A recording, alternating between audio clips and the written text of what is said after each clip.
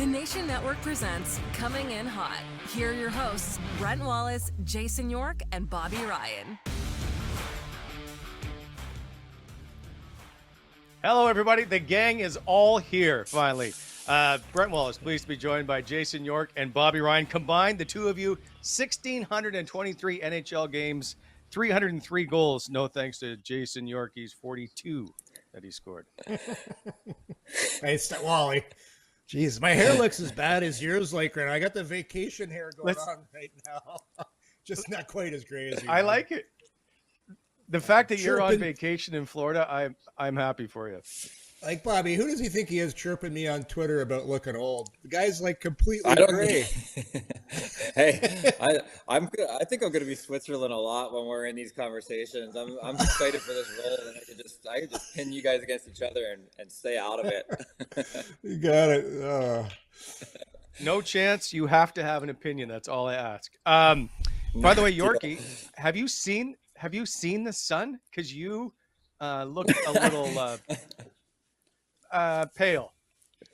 Listen, when I go away on vacation, I don't want to be that guy that gets burnt on day one. I got the 60 on the face. Probably, the sun, what's that sun baby stuff you put on, Bobby, for the kids? You put it on. It's like a SPF 80. I'm not taking any chances, man. Yeah. That's the play, man. You just want to ramp it up Sunbump. over time, and then you're going to come back golden. It's going to be perfect. You see, we're California guys, man. We know it's. Well, you're a Canadian. You're white. Yeah. We're used to this, man. Yeah. Trust us. Yeah, Wally's an East Coast kid. Yeah. That's very true, actually. Bobby, how are you? It's good to see you, my friend. I'm good, gentlemen. Thanks for having me. I'm glad to be back, and we can hit the ground running full stride with you guys now. So it's been annoying listening to you and watching you do so well without me. I didn't know if I was going to get cut or not. I just thought you meant we were annoying. All good. All good. As Bobby found out, he got 5 pages of notes, so we have a rundown and ready to go. Hey, Yorkie? No, you're the biggest nerd around, Wall. You and your notes, Mr. Over prepared. That's all good. We love you. We love it. I was like, well, what is this?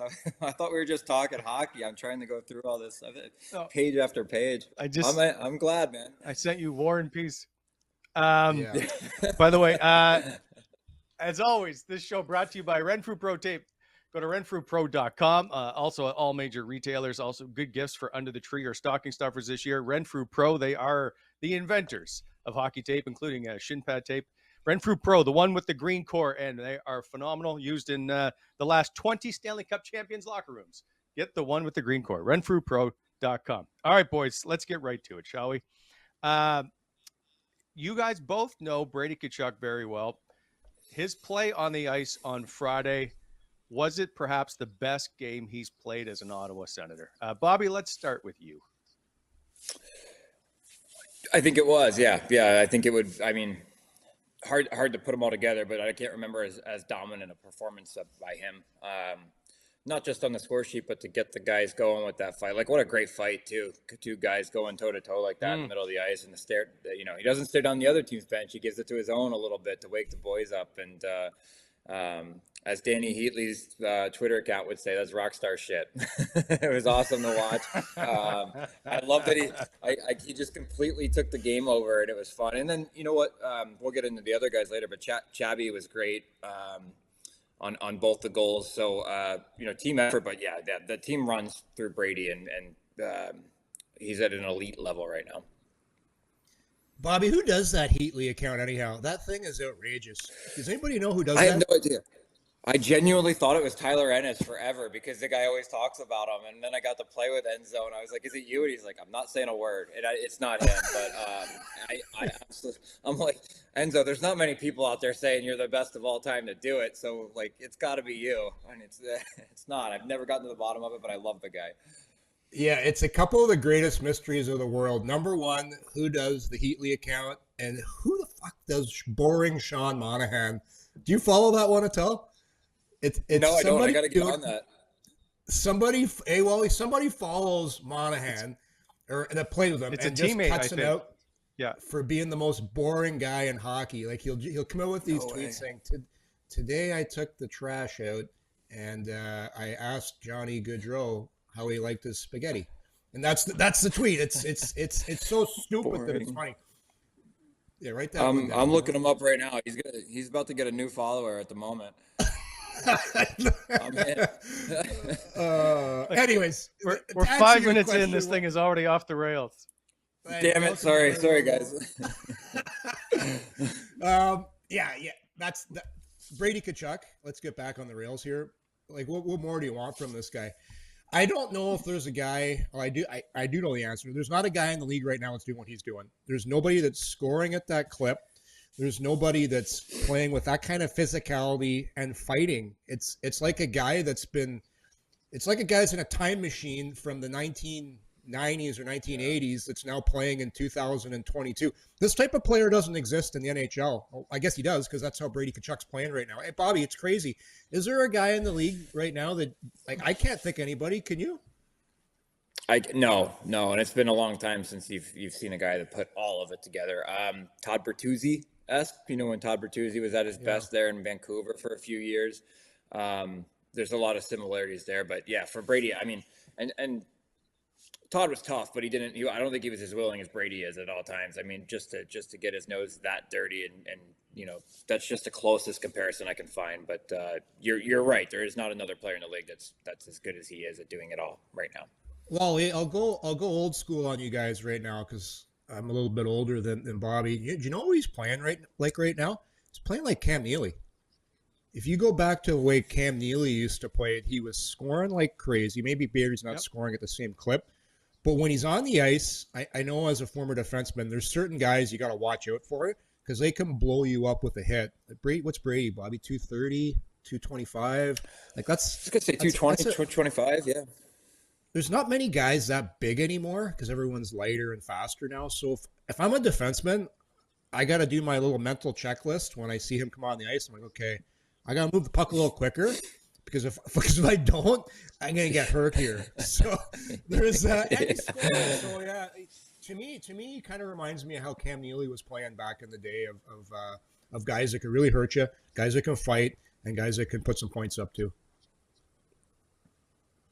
So, I love that. By the way, for those who don't know, Brady Tkachuk, 3 points, 2 goals in his 300th career game on Friday for the Gordie Howe hat trick, the second one of his career. He's only been held pointless in 7 of 24 games this season, by the way, 8 multi-point games. He's tied with Steven Stamkos for the lead in the Eastern Conference by left wingers with 29 points. I know that may seem like a weird stat, but my point is, if you were to build a hockey team right now with left wingers in the Eastern Conference, where does he sit? And I'm trying to be realistic. I'm not like, no, you got to take him first. Like, there's Steve Stamkos and Artemi Panarin and Johnny Gaudreau and Alex Ovechkin. So, Yorkie, like, would you take him first, or does he go behind even Brad Marchand for that matter?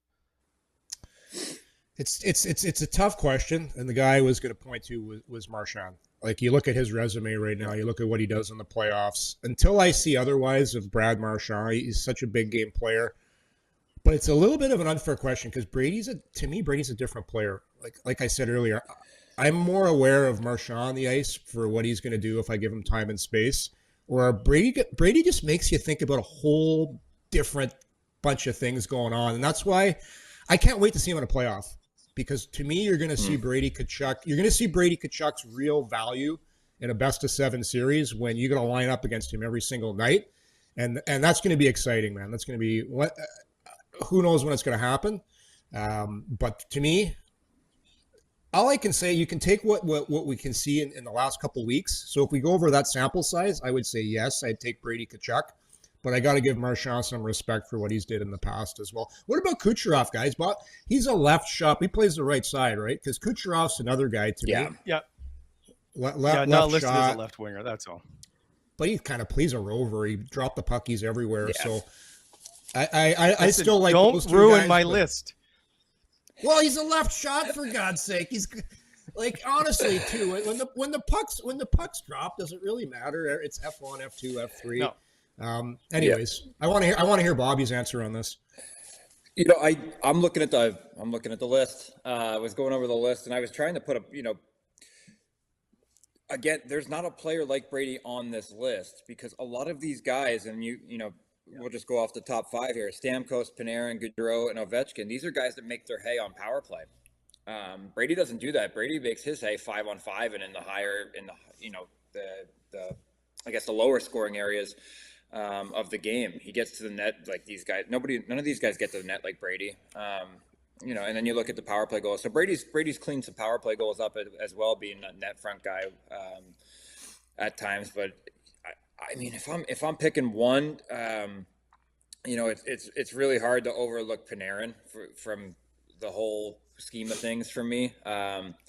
But they take games over much differently than Brady does, and Brady's able to change a game with a hit. None of these guys can do that. He's in my top 3. I'll put it that way. He's in my top 3 left wingers right now. Yep. And this is, I would say probably league wide, really. And I think it's realistic. By the way, I think the top 4 scoring left wingers in the NHL all play in the Western Conference at the moment. He's on pace for 99 points at the moment as they get ready to play the LA Kings, which would be the only the 4th time it's happened in Ottawa Senator history. Daly with 200-point seasons and Alfie with 1 himself. Gentlemen, start with Bobby. Does Brady Tkachuk get to 100 points? No, but it's hard to. I mean, it's just hard to consider that he's going to continue at the clip that he's at, for one, and that's not not a slight. Like 100 points is pretty impressive. 82 points would be pretty impressive. If you're a point per game player in this league, you're a big time player. But no, I don't think so. It's hard to say who's going to be coming in and out of the lineup all the time. I would never bet on somebody getting 100 points. Not that he can, but hard to continue at the clip that he's at all year long. Feels like the line switched too much, and there's no consistency for him to really just know who he's got with him every single night. And then the power play's got to get a little.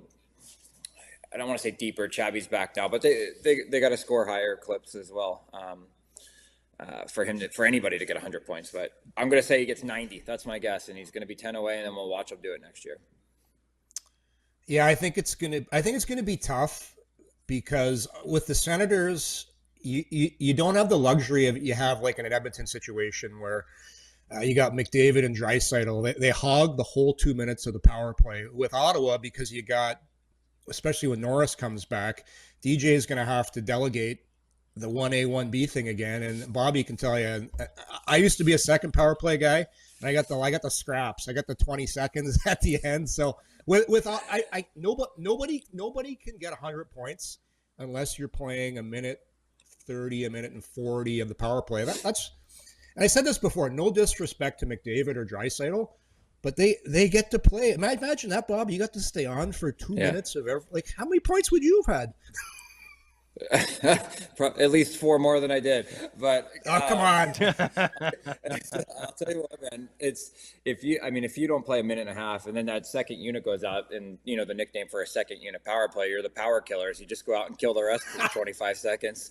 So you're just like, God, and then you got to break it in. You don't have a clean break in right away. You're like, all right, I guess we got 10 seconds left. Yeah. So I couldn't agree more. I don't know.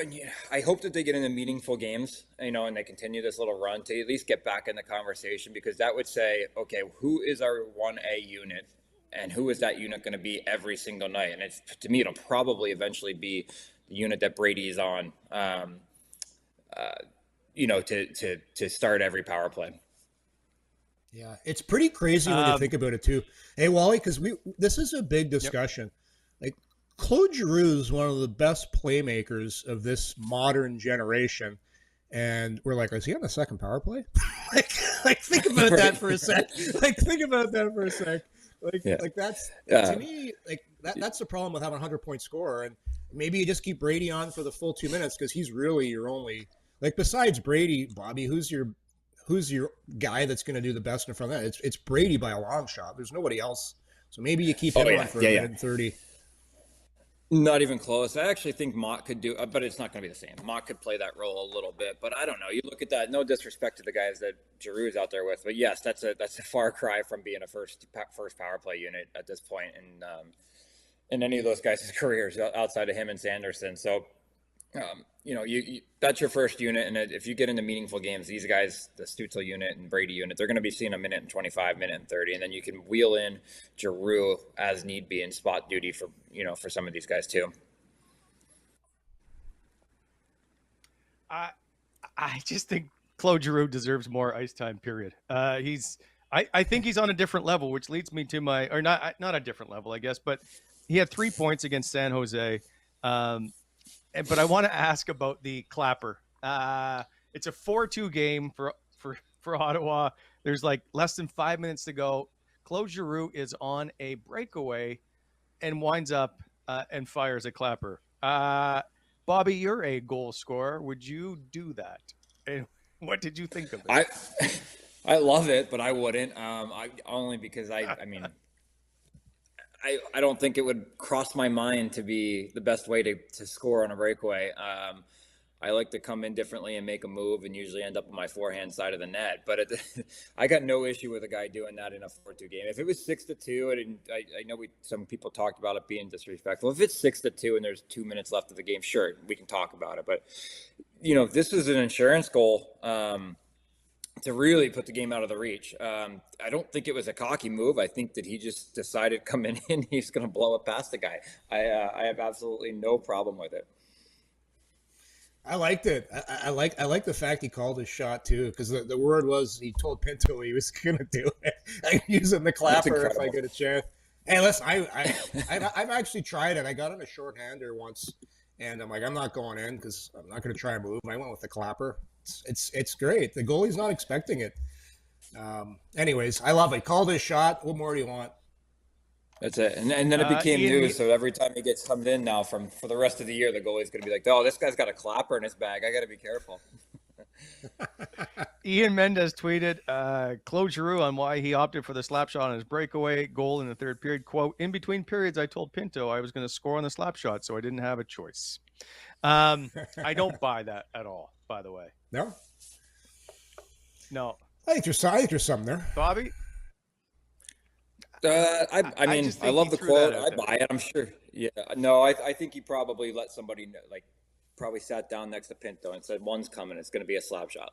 That happens all the time and it never works. So he did it on a breakaway, which is even more incredible. So I'm giving him a lot of credit for that one. All right. Fair enough. So let's go back. And you brought up Thomas Chabot earlier. Lots of talk about his play all year. He sits out 5 games. The Sens go 1-4, and then he comes back in the lineup, and the Sens play a lot better hockey. Is that by chance just, I don't know. Is that a fluke, or the fact that the Sens are 3-1, and he's got 5 points since he's returned in the last 4 games? Yep. You're the D. I'll start with you, Yorkie. So I think he was taking a lot more heat than he should have been early on in the season, and I think he's putting a little too much pressure on himself. And I think that sometimes when you have a chance to just go up, sit and watch, you're hurt, you're not playing, you say, okay, you know what? When I get back in the lineup, I'm going to take a deep breath here. I'm just going to play the way I can play and not put all this pressure on myself. Because at the end of the day, it's just hockey. And I think that mentally probably had something to do with it. And I didn't think he was playing that bad. I just think in Ottawa, guys like Thomas are under a microscope, and we nitpick at every little thing they do, and you forget about that. Wow, a little clean breakout pass he made that other guys aren't making. And forwards like Bobby will tell you, the little things that don't show up on the stat sheet, like hitting a guy perfectly on the tape, putting it exactly where he wants it in the sweet spot for a one-timer. Those are all little things that Chabot does that nobody really talks about because you just expect it. So look at the record with him in the lineup. It's unbelievable. And I think he's a victim of just being so good. You watch him skate. He looks very casual because he's just blessed with a beautiful stride. So, and again, there's 20 guys playing the game. I think it was a little unfair what Chabot was getting. Is he playing a little better? For sure he is. I think it's a little bit upstairs because at the end of the day, it's Ottawa. I don't care what anybody says. Stuff always gets back to guys. They hear it. They get a little bit of pressure. So mentally, and he wasn't even playing that bad, guys. So I think it's a combination of those two things. Honestly, could not agree more with everything you just said. I was sick to my stomach watching the the stuff that was coming at this kid. They're talking about scratching him. For the last 4 years, when that team was just in complete disarray, you had one constant that could play 27 minutes, 30 minutes a night, and it was Chabot. And, he's been through the worst of what he's going to see in his career, most likely in Ottawa. And they're coming out of it, and he finally he's still playing too much, but that'll as more and more guys come in, that'll get better. I just could not fathom the fact that people were all over this guy. He's got this tiny little slump in 4.5 years where he's not at his best, made some mistakes, and like we said, heard the noise. I'm sure I was getting so annoyed, man. I'm sitting here going, this guy's been everything you could ask him to be for 4 years. He's going through it now, and the team's struggling. The other 19 guys aren't bailing him out after he's done it for so long. I'm just glad he's back. He's healthy, and the things he does on the ice that don't show up that I people just miss. They don't see it, but as forward you can appreciate it. He makes that back end run, and he makes the team better every single time he's on the ice. Oh, Yorkie, look, you got a point. Sorry. I'm going to ask you, Bobby, since you played for this coaching staff, there's a lot of discourse about how they play in their own end. Is there I'm not going to call it a system, but do you understand what's going on inside your own blue line? Because sometimes it looks like it's just a fire drill. I don't know. I don't think anything's drastically changed from the beginning of when I was there with them to what it is now. That being said, I still don't know what it is because I get confused like you guys. I'm like, are they playing man on man up top, or are they trying to take away the center of the ice and just collapsing? Because it feels like they're always collapsing back to the house to resort.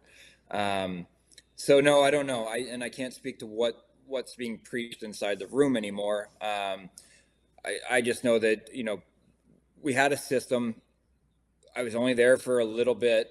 And I don't think, and I missed most of that year, but I just never felt like we got it down. And that could be just my opinion, but it doesn't look like they have it down at all times now either. They look a mess at times. Yeah, I keep saying this. This is what I've been saying all along. You look at the two most important guys. I know Bobby was a winger. When you're playing D zone, your two most important guys are your centers and your D. Whoever gets back in the zone first. If you're playing first guy back, he's got to play down low. For most parts, for Ottawa, it's your center iceman. And for me, I just keep saying it's a lack of reps, a lack of experience. Tim Stützle and Shane Pinto, you have one kid that's 20, the other kid's a rookie in the NHL, and then you got Kostelik as well, who's also a rookie. They're in situations that usually you don't get until your third and fourth year. So it's a lot to throw at guys. And I'll take Pinto, for example. He's now playing in a role. Everybody just assumes, hey, he's going to be our second line center. He's going to be our second line center. Well, it's not that easy. You step in this league and down low coverage, you got guys throwing picks. You got guys doing all these things on the cycle.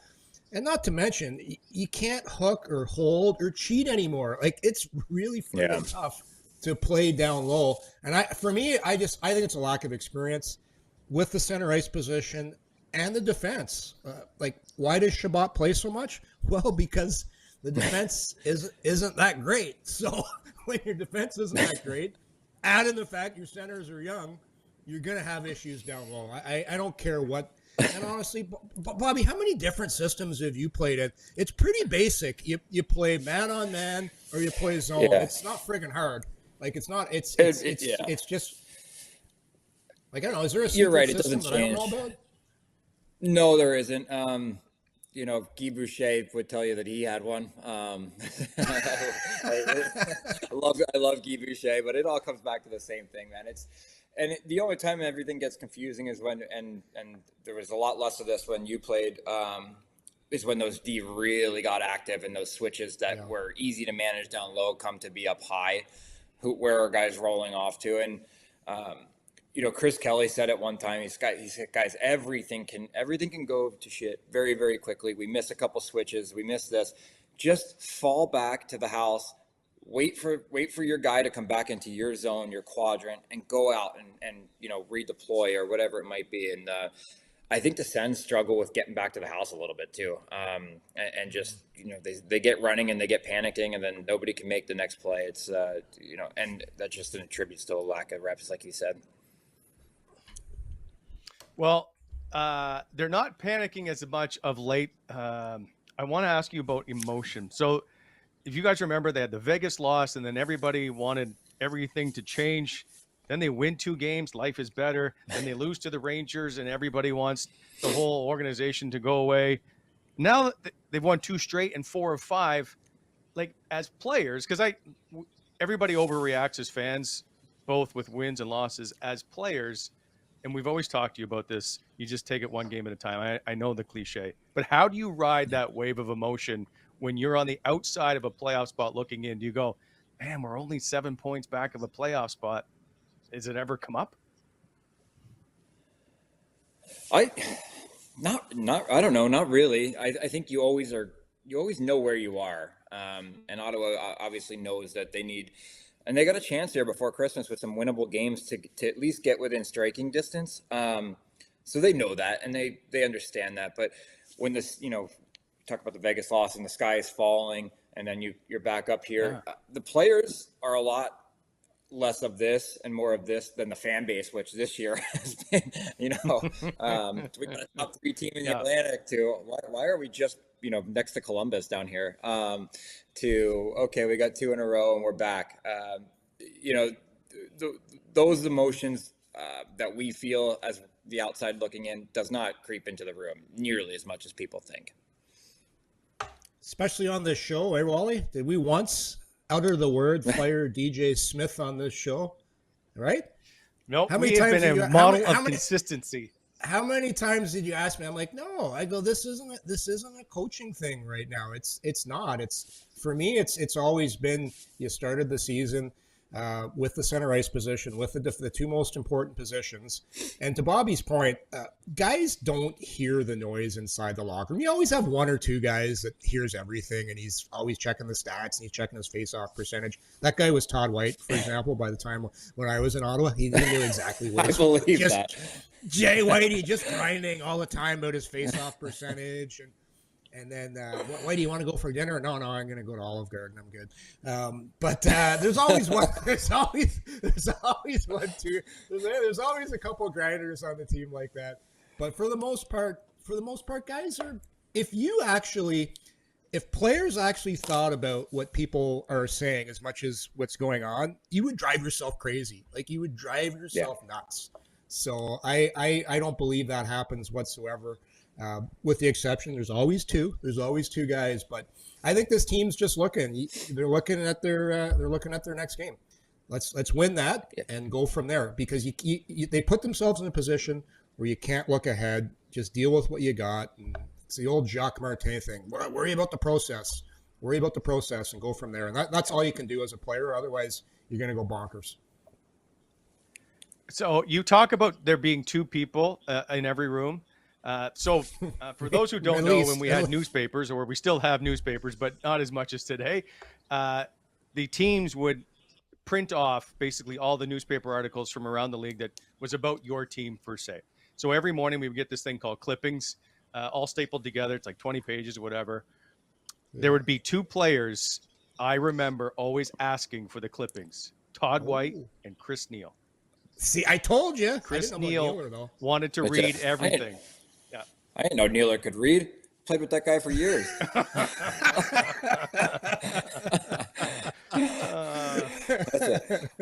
I can't say. I'm gonna wake up and my car is gonna be going all the way in Nashville. NEILer will go to stop at no lengths to get revenge. So I hope he didn't hear that, because he'd be all over me. I'm trying to get him on the show, for God's sakes, Bobby. Dude, that guy's the worst. Like, you can never get a hold of him. He'll text you back months later. Come on, NEILer. Listen, yes. When he's getting his jersey retired, I sent him a text. He got back to me right away for that one, but you asked him to come on the show. Crickets. Yeah. Sounds about right. Yeah. That sounds right. All right. So before I got a couple of outside topics that I want to bring up before we get to Bobby's very first NHL goal. Jordan Binnington. By now, everybody's probably seen the highlights of him taking out Jason Zucker the other night in Pittsburgh. Plus, I think he hit Jordan Staal previously. I guess, Bobby, you're the forward, so I'll start with you. Would you be willing to run him over, if you will? Is it time for him to probably take one of those shots, like from Brady or Tom Wilson? And his coach said after the game, his very own coach, quote, "Yeah, pretty much," Berube said, "and it's got to stop. It doesn't help any. Just play goal, stop the puck." Are players tired of Jordan Binnington's antics?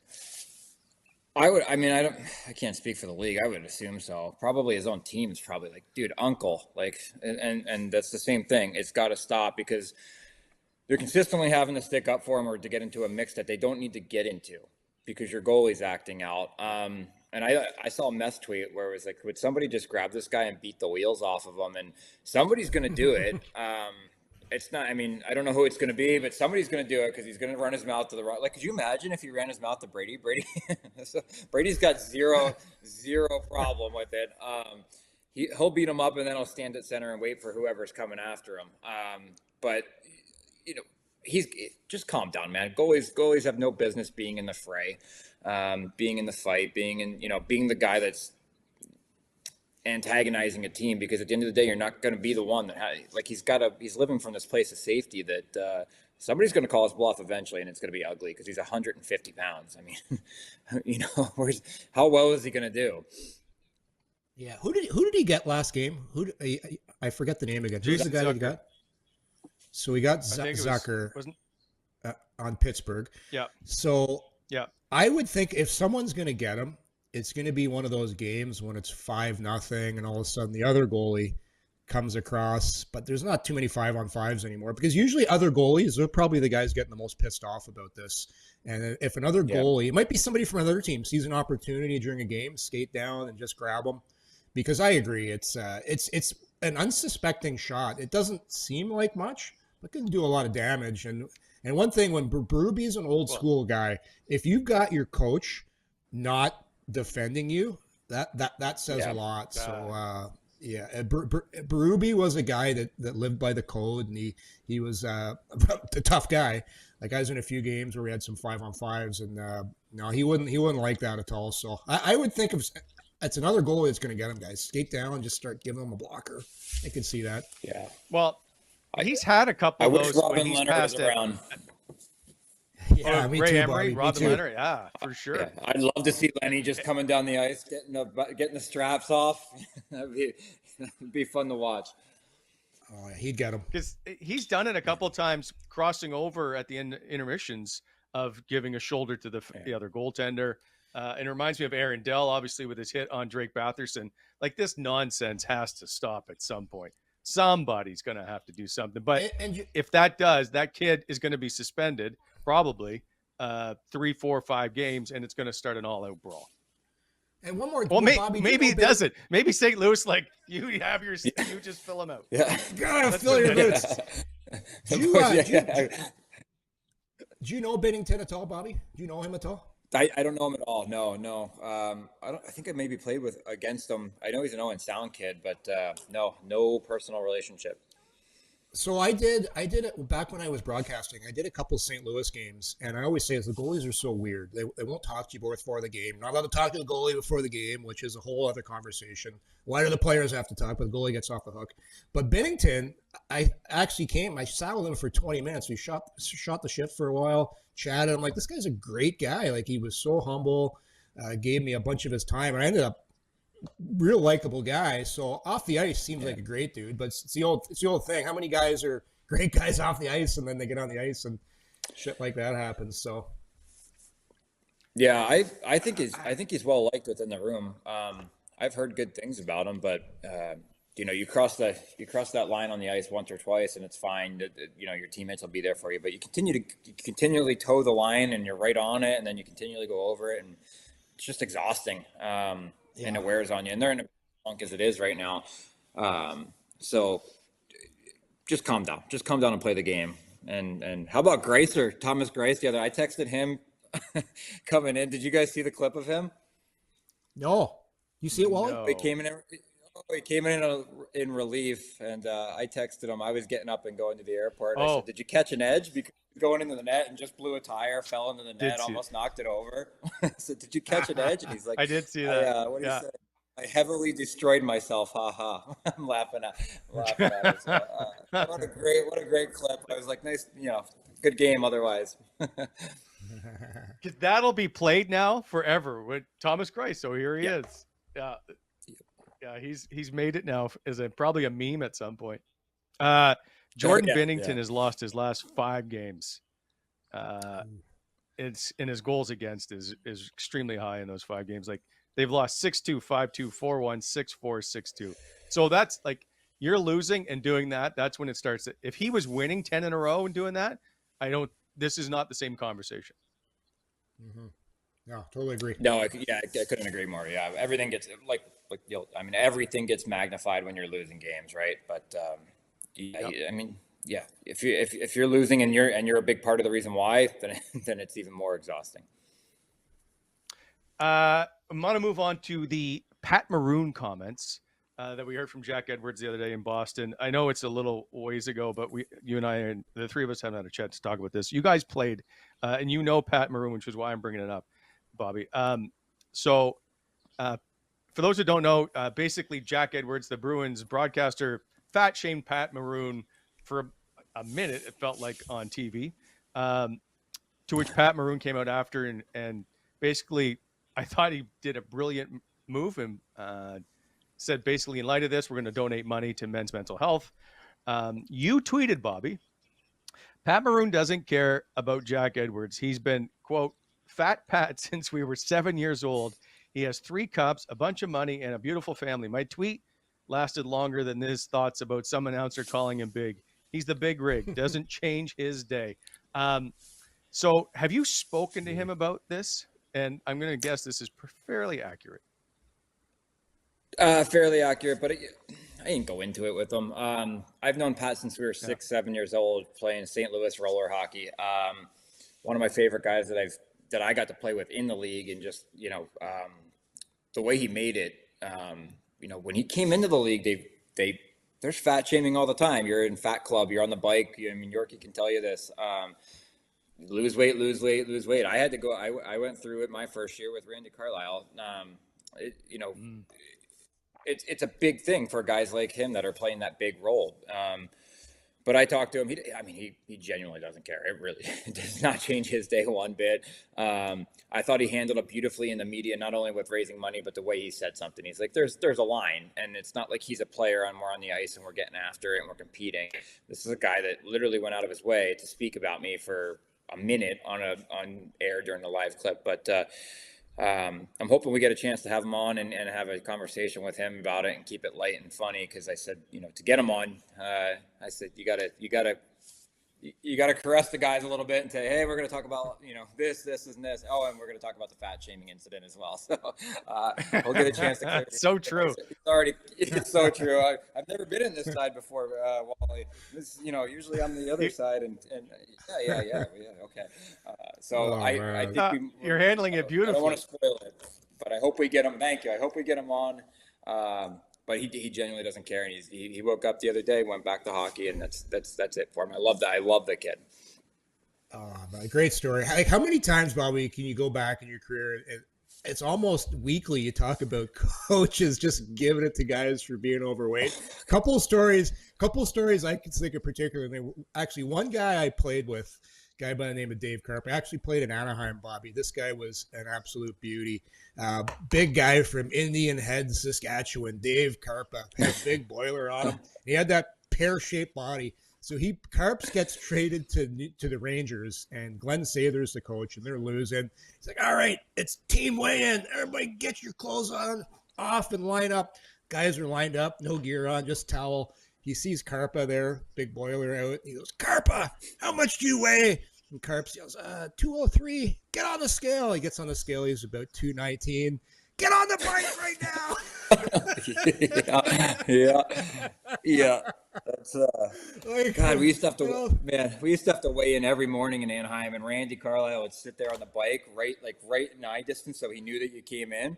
But it was like, okay, I had a heavy meal today. Or last night, I'm gonna be a little heavier. So, you just hope that he's just far enough, like, out of eyesight from the little, the little print on the scale. So I'd weigh in, and he needed me at like 208 to 210, and it would say 212, and I'm like, oh, okay, he didn't hear me. So you just write down 208, and you're like, I get on the bike, just keep it, a little extra sweat to get 2 pounds, is salt and water most days in the morning like that. But weighing in every day, man, what a absolute nightmare that was. My first couple years. People have no idea. Like we were bullied back then, Wally. We were bullied. Oh boy! You sit down. Yeah. One more little. You had dessert last night, Bobby? I'm like, yeah, I had dessert last night. I got 31. Okay, we got 10 games left. Give me a break. Like, let's go. Yeah. Why would I have dessert last night? Make it 5-5 this year. I remember my training camp in Boston. Dave Lewis was the coach. It was Louis' first year there. He came from Detroit, which a lot of veterans in Detroit, you could kind of coach a little differently. He comes into Boston, and it was Big Z's first year as captain in Boston. So Big Z's there. He's in unbelievable shape. But Phil Kessel was a rookie in the league. It was his first year. Phil was he's a genetic freak because he was kind of chubby, but he was so fast and he was in great shape. All his testing was unbelievable, except for when he had to do the fat test. Him and Mark Savard, Savvy, they requested. They wanted to go into a private room to do it, so they locked the door. They're in there with the trainers. They're getting their fat test done. All of a sudden, we pick the lock. We bust into the room. We catch these guys getting their fat test done. Kessel's got the shirt up. Savard. The number wasn't, Bobby. The number wasn't pretty either. It was up there. We're not talking 11-12%. A little bit higher. But man, there's some good stories. I believe that. Yeah.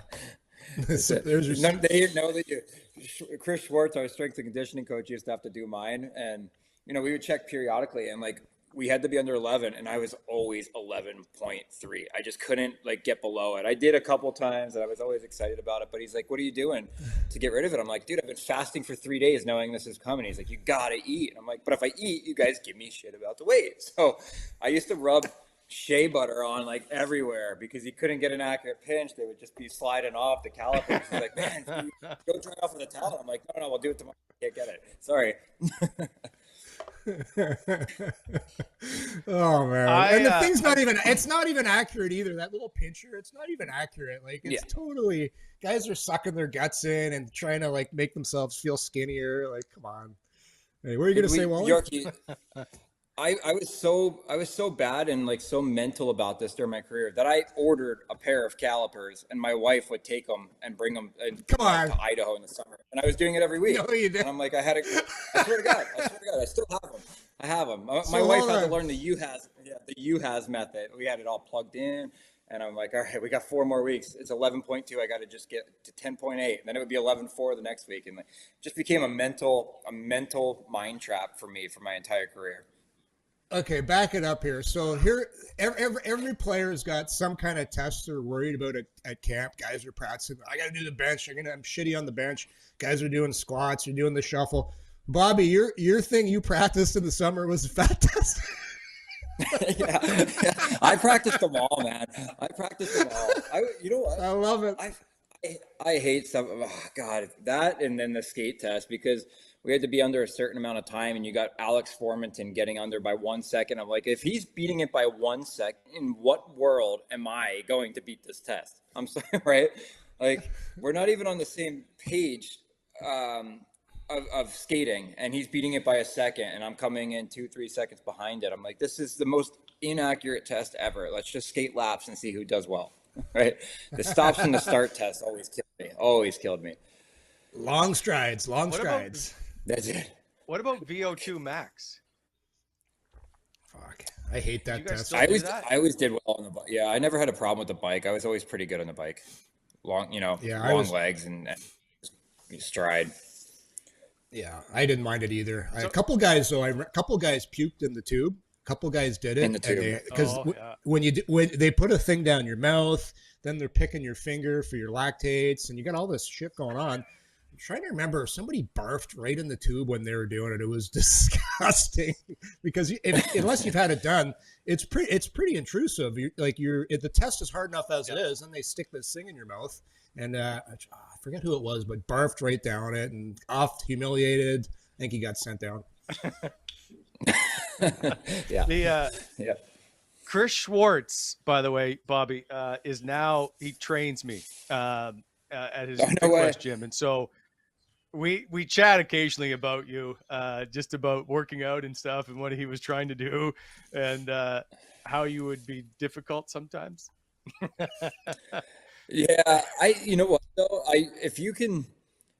And you can go get confirmation from this, but the team, coaches always want to know who was the first guy in, last guy out, who works out, who does that. And Schwartzy would always tell me, when they ask, because I was an older guy, veteran guy, he said, when they ask, your name always is the first one I say, because you're the first one in here after every game. You get a quick lift in, you go. So I did everything, and I want you to go confirm this, because I was the first guy in, but I wasn't doing the new style of stuff. I was like, just if you want to get stronger, just pick up heavy stuff and work out. But now it's all about explosiveness and this and this and this. So I could be difficult at times with Schwartzy, yeah. But he's still one of the few. I mean, I keep in touch with players for sure, but the training staff and those guys, and those are the guys I talk to the most. Schwartzy's the best. And he speaks very highly. I'm just trying to rib you a bit here. Is he going to be happy that you're actually saying you're a client of his, and you're saying this on like a national broadcast, Wally? Yeah, it's the camera adds 20 pounds, Yorkie. Okay, that's what happens.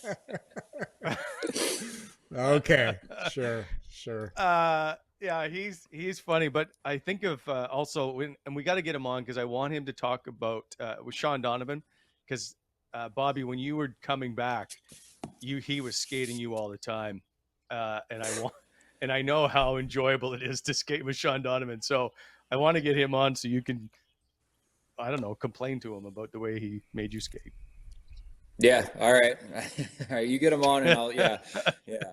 That's fine. I guess we won't even comment on it until we make it happen. But yeah, I had a long road back that time, and yeah, I couldn't stand the sight of Dono for a little bit there. Love the guy, but just couldn't stand the sight of him. He's so good. Before our last topic, by the way, BEI, another one of our show sponsors, as always, looking to refresh your backyard, landscaping, aggregate, stone, all that stuff. Go to BonisherExcavating.com. Give them a call, 613-432-1120.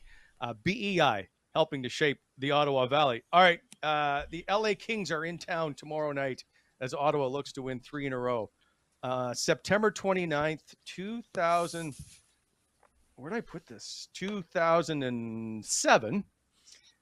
Bobby Ryan, in his very first NHL game in London at the O2 Arena, scored his very first NHL goal against the LA Kings on Jonathan Bernier. It was a power play goal.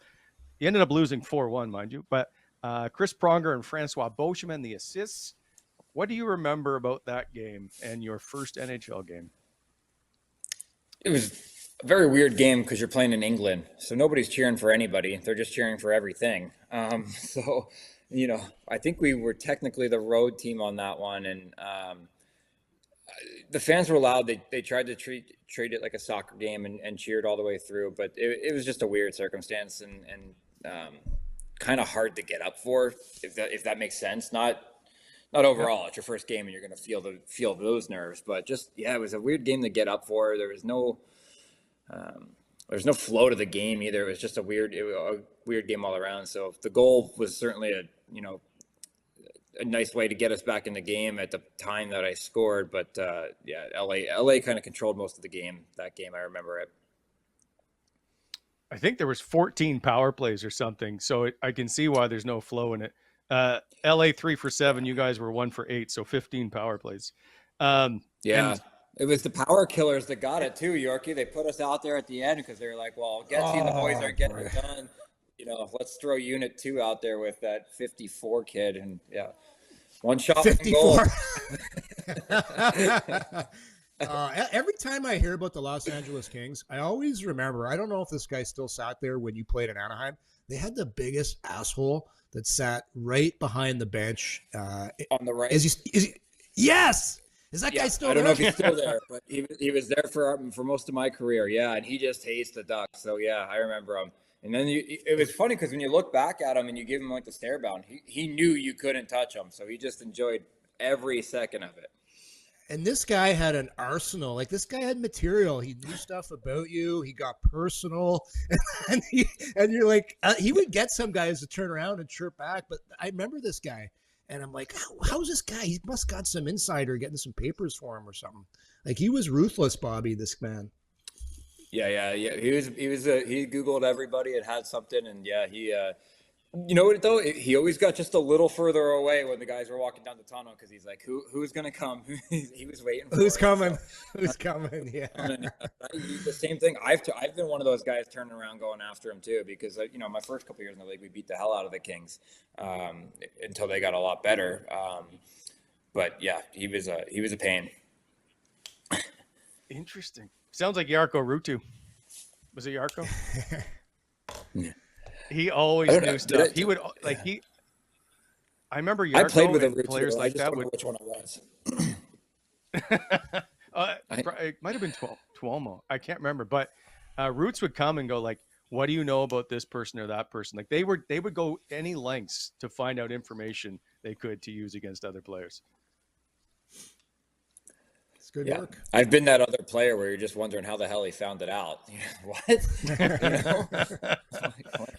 Did anybody rattle you? I was like, who do I know on the other team? That's telling them that. Yeah, that's what you have to. You're like, who are my friends?